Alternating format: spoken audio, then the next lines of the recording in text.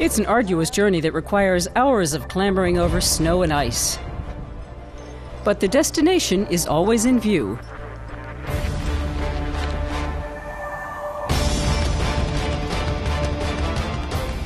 From the Bellevue Cable Tramway Station, an exhausting 8-hour climb lies ahead.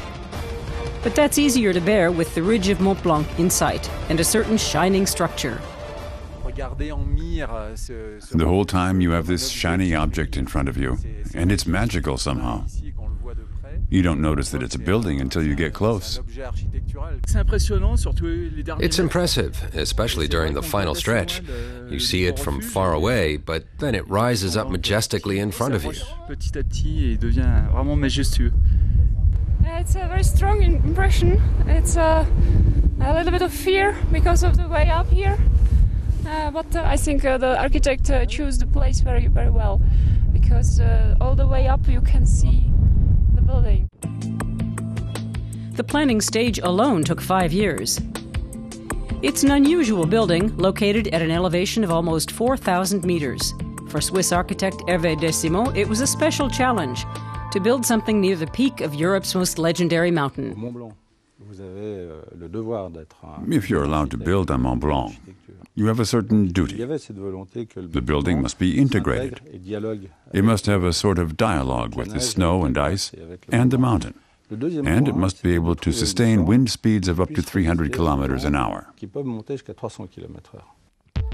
The rounded aerodynamic form channels snowdrifts around the back of the building.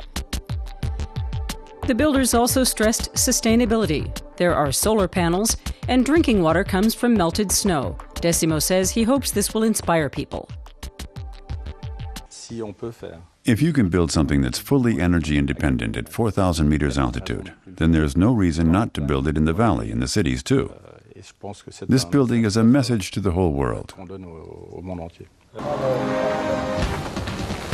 Workers and engineers labored for 3 years under harsh conditions to bring his blueprints to life. Prefabricated components were delivered by helicopter and were sometimes erected even in extreme weather. The 4-story building has a wooden core wrapped in aluminum foil. The builders experimented with several different insulation systems. The Refuge du Goûter is meant to welcome exhausted climbers and allow them to replenish their strength before they head up to the peak. It's unbelievably peaceful here. You don't even hear the wind whistling outside. The kitchen is generously sized and ultra-modern. It's quite a luxury for a mountain hut. But not everyone likes this unexpected level of comfort. It's like a hotel here. It's nice. But I don't know if it's really necessary up here. It's unique. I think lots of people will come up here now to see this great building, and not just to see Mont Blanc.